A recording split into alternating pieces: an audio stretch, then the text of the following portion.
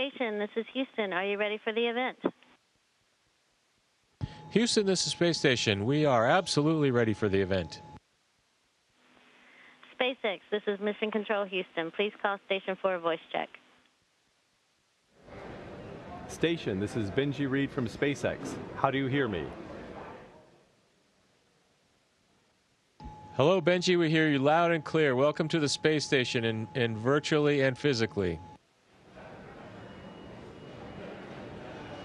Thank you, Chris. It's an honor to join you guys today. And it's awesome to see all of you guys up there together. First, I just want to say thank you again to Bob and Doug and your families from all of us here at SpaceX, all of our locations, all of our partners, all of our vendors, everyone for trusting us to bring you up there. I hope your first day there has been great so far.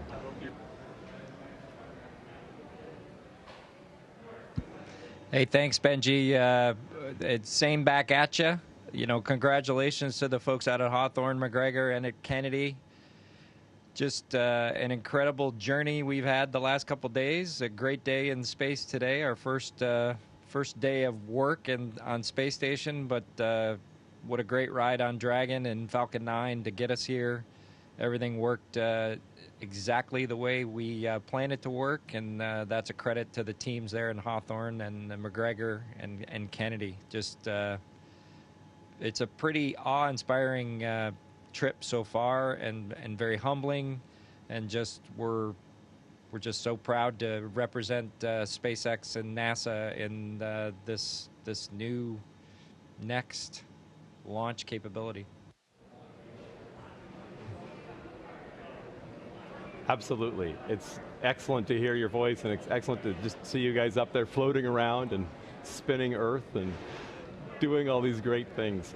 A number of our employees have asked questions that we'd like to throw your way here.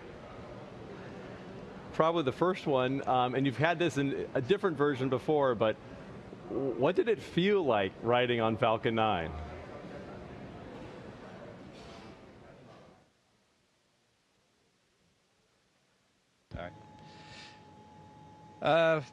You know, we certainly have talked about it, but it never gets old talking about riding on Falcon 9.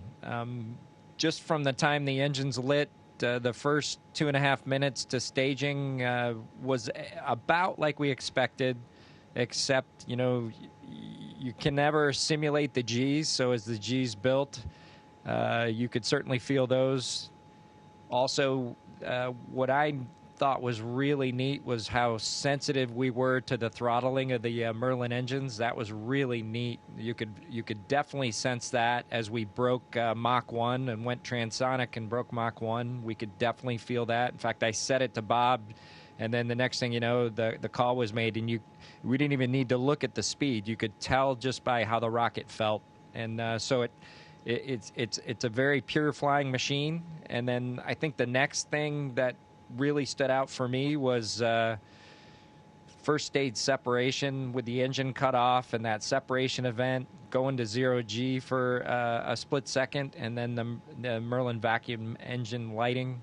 That was a pretty neat event. That was a highlight of the ascent for me.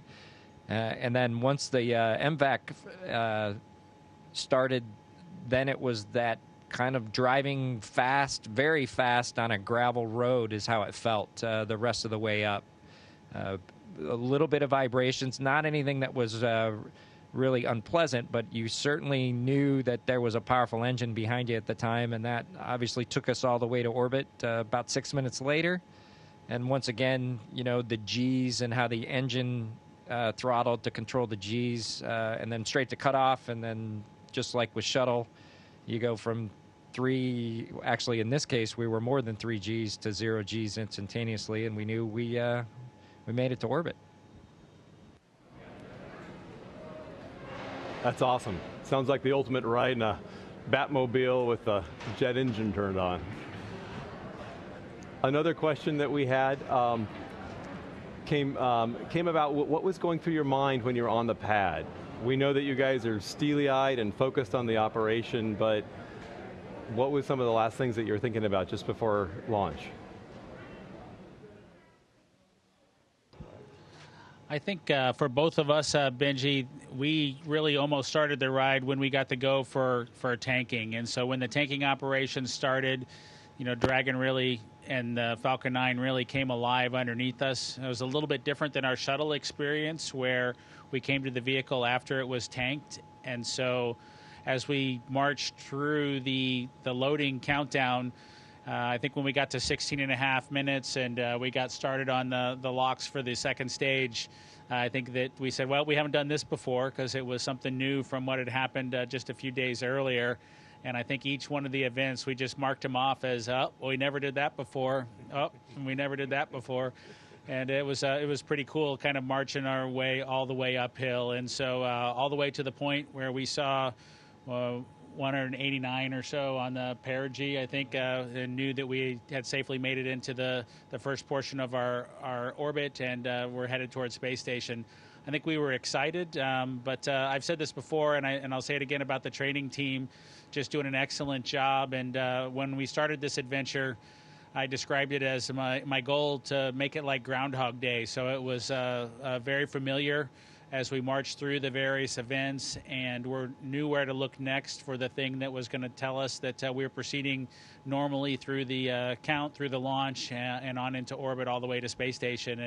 And they succeeded wonderfully in producing that desired Groundhog Day familiarity as we went through the launch count. And of course, there's plenty of excitement when you ride a rocket, and we prefer the term as Demo 2, Dragon drivers versus Dragon riders.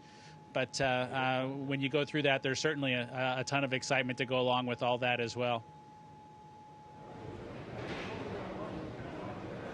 That's fantastic. It sounds great. And we appreciate how much time you spent with us doing all of that training to make it Groundhog Day too. A question for Chris. What was it like for you knowing your buddies were going to be coming back? These Dragon drivers were going to be showing up and then opening the door for them? You know, Benji, it was really cool. As I was sitting in the cupola looking out the window, I had the opportunity to take a few photos. Hopefully you've seen some of them. They turned out pretty nice. But I could see the docking mechanism, and with a big lens I could really look at the intricacies of the hatch and the docking mechanism. I thought about all of you folks there who put that together, and those mechanisms that were just moments away from making the physical contact and making these two vehicles one. And it really represented, as silly as it sounds, those docking mechanisms represented to me the unity that now we have between SpaceX and NASA.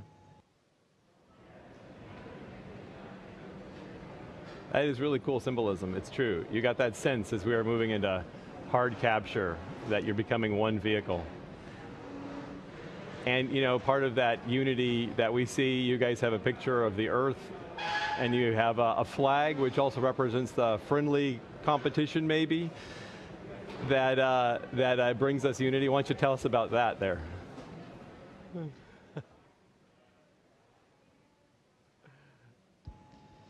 Yeah, so this is the flag that we left here almost 9 years ago on STS-135. It had actually flown on STS-1, and then it flew again with us on STS-135. And at some point after the end of the shuttle program, we decided we would have a little friendly competition to see who came up and got this flag. And congratulations, SpaceX, you got the flag. So Bob and I, Chris will not let us forget it. That's the biggest thing, is this will be on his to-do list when we get the nod to return Dragon back to Earth, and hopefully this will find a great place of honor somewhere in Hawthorne. Well, it's an honor to have you guys be able to come grab that flag. One other question that we got was if anybody has seen Little Earth floating around, or maybe he's driving the space station, or...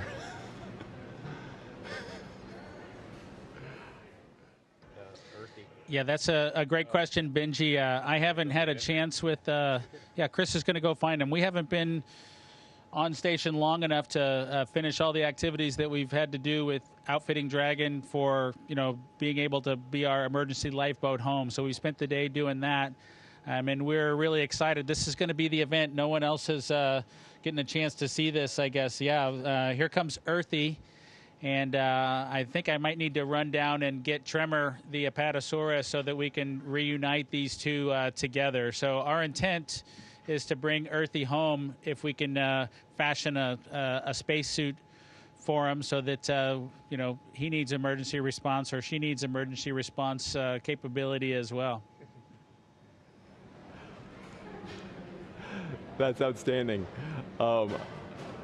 Very good. I want to give you guys a chance. I hear there's something else that you guys wanted to talk about or show us.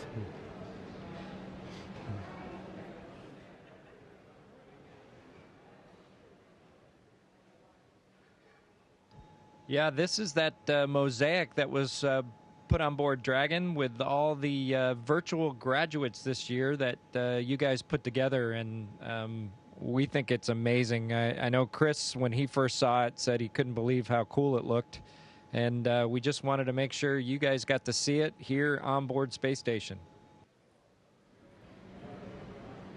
That is very cool. I understand that over 90,000 graduates from preschool through college and graduate school for class of 2020 are represented on that.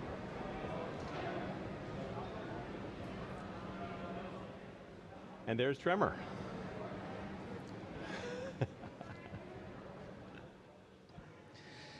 No, I think that this image that you guys put together to recognize the class of 2020 with all that the entire Earth is going through, I think as astronauts, we often get asked the question about the overview effect and the perspective change that happens. And I think things like the pandemic that we're all going through together should make it clear that we're all in this together, and kind of cooperation and doing your part to fight the battle that we're fighting against this pandemic. This is just a great example of the same sort of a thing, that we're all going through this shared experience, and it's just wonderful you were able to recognize all the graduates in this special way.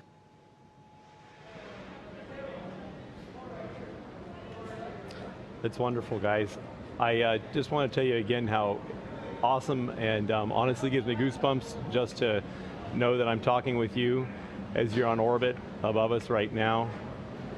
It's awe-inspiring for all of us. And so maybe one last question. What would you tell the future generation? We've got a lot of us have kids. A lot of us are have family and friends who are going to be the next generation of astronauts. What would you say to all of them? For me, I would say dreams do come true, and you should chase them. I think when we had our short meeting with Elon the other day in crew quarters, we talked about the audacity that it takes to pull off human spaceflight, and how much paranoia that it also takes to pull it off. And if you work really hard, you can accomplish great things, and this is just a true example of exactly that. Folks not giving up, whatever challenges are in front of them. It's been, folks talk about SpaceX as being a new company, a new kid on the block. When we talked to Hans the other day, he shared with us his 18-year story. So it's almost unfair to call yourself a new kid on the block anymore once you've made it to low Earth orbit with humans and have 18 years invested. So just hats off and congratulations to you guys for accomplishing it. And you accomplished something great because you dared to dream it.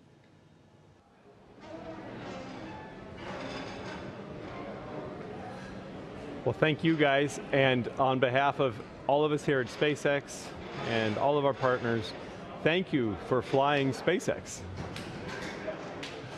We look forward to bringing you home soon to your families, safe on Earth,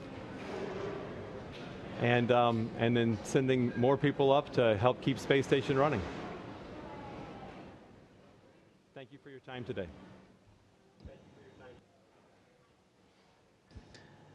Thank you, Benji. Thank you, Hawthorne. Thank you, McGregor.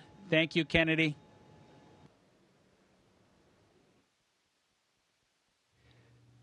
Station, this is Houston ACR. That concludes our event as we count down to 20 continuous years of humans living and working on the International Space Station. Thank you to all participants from SpaceX. Station, we are now resuming operational audio communications.